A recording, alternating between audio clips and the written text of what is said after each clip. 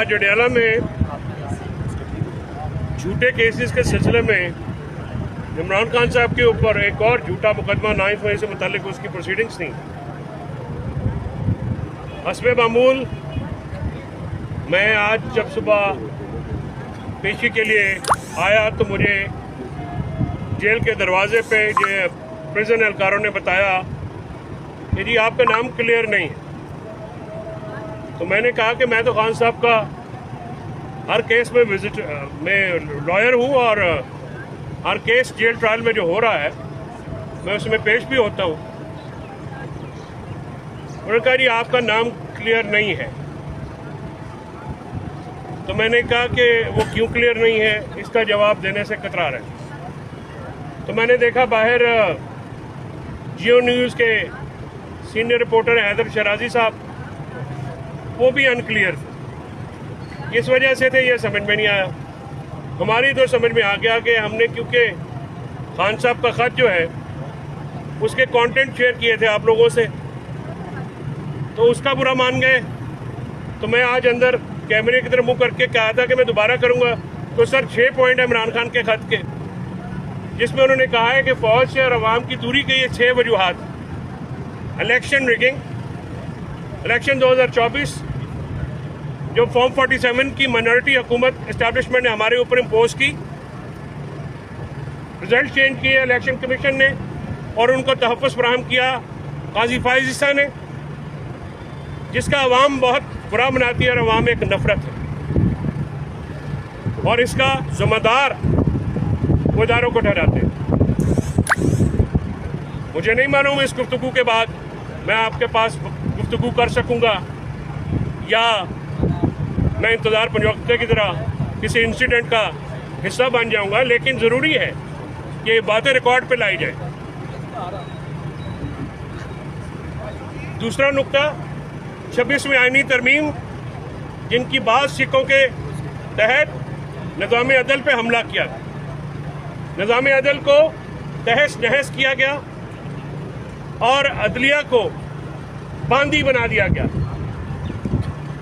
जजिस को रेवेन्यू एहलकारों की तरह यानी पटवारियों और क्लर्कों की तरह ट्रीट किया जा रहा है। ये किसी एक जज का मसला नहीं है, ये इदारे का मसला है। लेकिन वकीला जब पीछे मुड़ के देखते हैं तो उस कमीनगाह में कुछ जजेस भी मुलव्वस हैं जो हैंड इन ग्लव हैं अपने इक़्तिदार की लालच में। कोई सुप्रीम कोर्ट में एलिवेट होना चाहता है, कोई चीफ जस्टिस बनना चाहता है, कोई जज भर्ती कराना चाहता है। तो उस सिलसिले में अदलिया का इदारा रहे ना रहे, इनकी नौकरियां रहनी चाहिए। मैं आज बिल्कुल बाशगाफ लफ्ज़ों में ये कह रहा हूँ कि ऐसे चीफ जस्टिस होने पे कोई फ़ख्र नहीं होता जिसके अंडर मातहत अदालतों के अहकामात को रौंद दिया जाए। वो एक तख्ती होती है, तख्ती तो कब्रों पे भी लग जाती है, जिस पे मदफून का अता पता मालूम हो।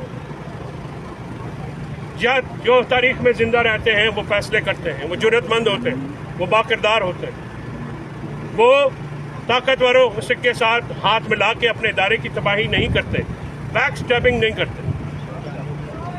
तारीख में हमेशा वो जज जिंदा रहे हैं जिन्होंने आइन और कानून और जमहूरियत का साथ दिया। वो जज तारीख का हिस्सा बन गए, काजी फाइज़ ईसा जैसे, जिन्होंने ज़ाती मफाद के लिए अवाम के वोटों की चोरी को तहफ़्फ़ुज़ फराहम किया।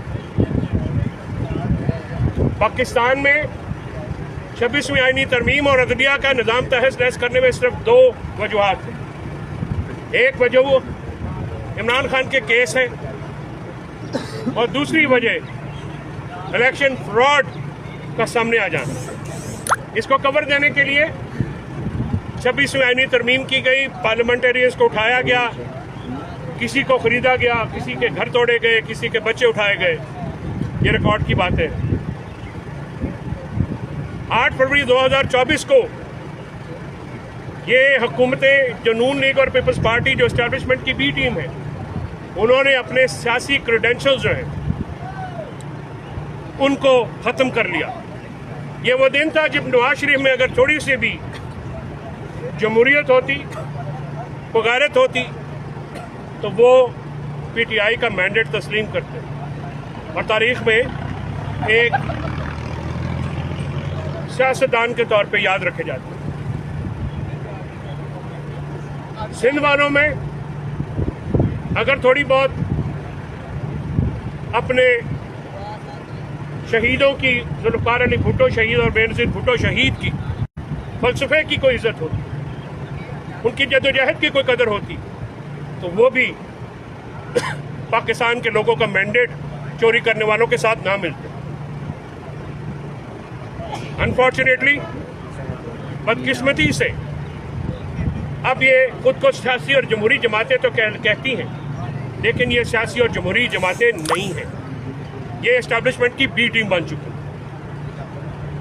पीका लॉ वो तीसरा नुक्ता है जो कि मेन स्ट्रीम मीडिया को गैग करने के बाद, उनका गला घोटने के बाद सोशल मीडिया और इंटरनेट पर असॉल्ट के लिए वो काला कानून पास किया गया।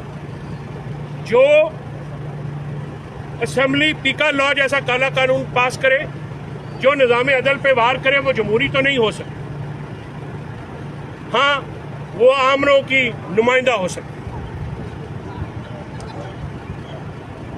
इसमें कुछ जमातों को इस्तेमाल किया गया, उनके साथ वादा शिकनी की गई। पाकिस्तान के 8 फरवरी जैसे ही करीब आ रही है, तो पंजाब और इस्लामाबाद में ये 47 की हुकूमत जो है वो इस तरह घबरा के छापे उसने शुरू कर दिए हैं। पीटीआई के वर्कर्स जो हैं, रहनुमा जो हैं, उनके घरों पे और उनको उठाया जा रहा है कि कहीं 8 को जलसा न कर लें। तो मैं आवाम को ये मैसेज देता हूँ कि ट्रायंगुलर सीरीज़ है, वहाँ पे जाएं और कैदी 804 के नारे लगाएं, इमरान खान के नारे लगाएं। अगर ये इजाज़त नहीं देंगे तो फिर खेल के इज्तिमा भी जलसे में तब्दील होंगे। अगर आप इजाज़त नहीं देंगे तो फिर हर चौक, हर गली में जलसा होगा, एहतजाज होगा। एहतजाज तो आईनी हक है, उसको रोका नहीं जा सकता। तमाम इदारों जिनका काम दहशतगर्दी रोकना है, उनका सिर्फ एक काम है कि वो पीटीआई को क्रश करें, वो जजेस जो आज़ाद हैं उनको क्रश करें, निज़ाम को क्रश करें और पाकिस्तान तहरीक-ए-इंसाफ को कुचलने के इस मॉडल के पीछे पाकिस्तान ने की अदलिया को, पाकिस्तान की जमहूरियत को, पाकिस्तान के आइन को, पाकिस्तान के मीडिया को रौन डाला गया है। पाकिस्तान की आईटी इंडस्ट्री जो कि एक $1.7 बिलियन का नुकसान बर्दाश्त कर चुकी है, उसमें मजीद असॉल्ट किया जा रहा है। एक आमराना प्लान है, लंदन प्लान जिसको कहते हैं, उसको आगे बढ़ाने का। इमरान खान साहब ने लिखा है कि पॉलिसियों पर नजरसानी कीजिए हुजूर। आपकी पॉलिसियों ने इस मुल्क के अवाम को और इदारों को दूर किया है, और इदारे, फौज वो जंग नहीं जीत सकती जिसके पीछे अवाम मुतहद होकर खड़ी ना हो। ये अवाम फौज के लिए हमेशा कुर्बानियाँ देती आई है। फौज के जवान और अफसरान भी हमारे लिए कुर्बानियाँ देते हैं। शोहदा हमारे लिए बाइस तकरीम, बाइस इज़्ज़त है, बाइस एहतराम है, काबिल फ़ख्र है।